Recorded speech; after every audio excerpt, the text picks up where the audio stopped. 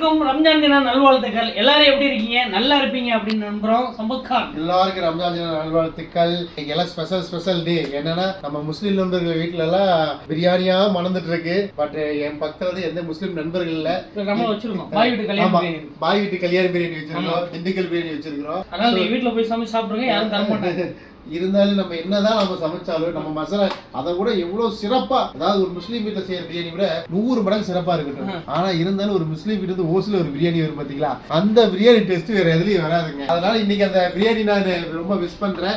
Maybe நைட்டுக்குள்ள எனக்கு கிடைக்க வாய்ப்பு இருந்தாலும் தொண்டி அஸ்வாக்கு கால் பண்ணி பிரியாணி அனுப்பிச்சு விட சொல்றேன். கண்டிப்பா பஸ்ல கொடுத்து சொல்லுவா. கண்டிப்பா. என்னன்னு கேட்டீங்கன்னா, இன்னைக்கு வந்து ஒரு இனிய நாள்.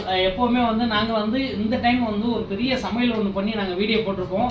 இந்த டைம் எங்களால முடியல. அதனாலதான் இந்த வீடியோ மூலமா எல்லாருக்கும் வாழ்த்துக்கள். எல்லாரும் குடும்பத்தோட நண்பர்களோட இந்த ரம்ஜான் தினத்தை சூப்பரா கொண்டாடுங்க, பிரியாணியோட கொண்டாடுங்க, நல்ல ஒரு மனசோட கொண்டாடுங்க. எல்லாருக்கும் வாழ்த்துக்கள்.